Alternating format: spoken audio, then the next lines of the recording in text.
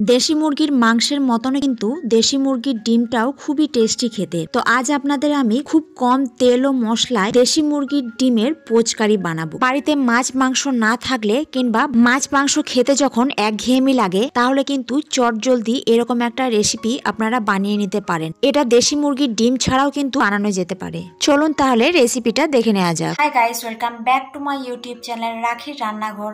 আমি রাখি তো আবার নিয়ে চলে এলাম আপনাদের জন্য নতুন একটা ভিডিও। নানা ধরনের রেসিপি দেখার জন্য চ্যানেলটা অবশ্যই সাবস্ক্রাইব করবেন, আর ভিডিওটা ভালো লেগে থাকলে লাইক কমেন্ট শেয়ার করবেন। তাহলে চলুন ভিডিওটা দেখতে থাকুন।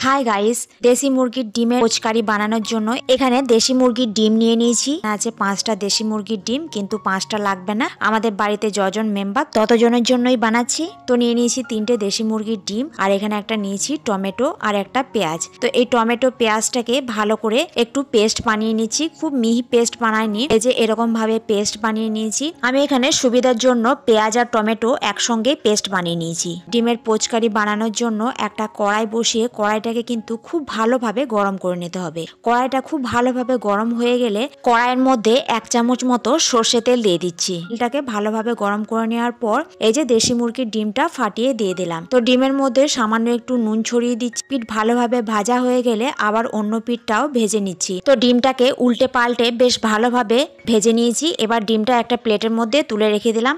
এবার বাকি ডিম দুটো একইভাবে ভেজে তুলে নিচ্ছি প্লেটের মধ্যে। আমি এই কারিটা ডিমের পোচ বানিয়ে বানাচ্ছি। আপনারা চাইলে কিন্তু ডিমটাকে সেদ্ধ করে একইভাবে বানিয়ে নিতে পারেন। তো সমস্ত ডিম ভাজা হয়ে গেলে ওই কড়াইয়ের মধ্যে দিয়ে দিচ্ছি পরিমাণ মতো সর্ষে তেল। তেল খুব ভালোভাবে গরম হয়ে গেলে ফোড়নে 1/2 চামচের একটু কম গোটা জিরে আর একটা তেজপাতা ফাটিয়ে দিয়ে দিলাম। ফোড়নটা বেশ ভালোভাবে ভেজে নিয়ে ফোড়ন থেকে খুব ভালো একটা গন্ধ বেরোলে পেঁয়াজ আর টমেটো পেস্ট বানিয়ে রেখেছিলাম ওটা দিয়ে দিচ্ছি। কিছুক্ষণ ধরে নাড়াচাড়া করার পর এর মধ্যে মশলা অ্যাড করছি। দিয়ে দিচ্ছি 1/2 চামচ মতো হলুদ গুঁড়ো, 1/2 চামচ ধনে গুঁড়ো, 1/2 চামচ জিরে গুঁড়ো আর 1/2 চামচের একটু কম লঙ্কা গুঁড়ো। তো সমস্ত মশলা দিয়ে ভালো করে কষিয়ে নিচ্ছি। তো ভালো করে কষানো হয়ে গেলে এর মধ্যে আদা রসুন বাটা দিয়ে দিচ্ছি 1/2 চামচ মতো।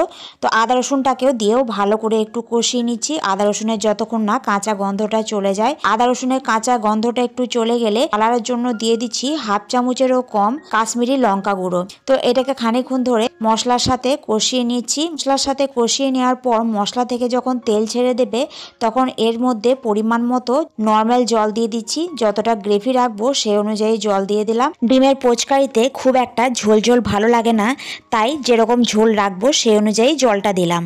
স্বাদ অনুযায়ী নুন দেওয়ার পর ঝোলটা ভালোভাবে ফুটিয়ে নেব। ঝোলটা ভালোভাবে ফুটে গেলে এই যে ভেজে রাখা ডিমের পোচগুলো এক এক করে দিয়ে দিচ্ছি। এই ডিমের পোচকারি রান্না করতে খুব একটা টাইম লাগে না, খুব তাড়াতাড়ি রান্না হয়ে যায়।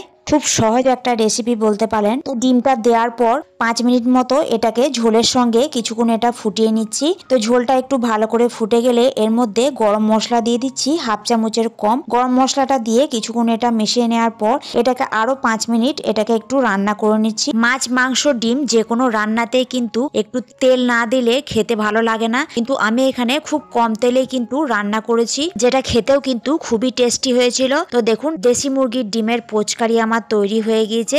রেসিপিটা কেমন লাগলো অবশ্যই কমেন্ট করে জানাবেন, আর চ্যানেলে নতুন হয়ে থাকলে চ্যানেলটা অবশ্যই সাবস্ক্রাইব করে নেবেন। আবার আসছি নতুন কোনো এক রেসিপি নিয়ে। আজকের জন্য টাটা।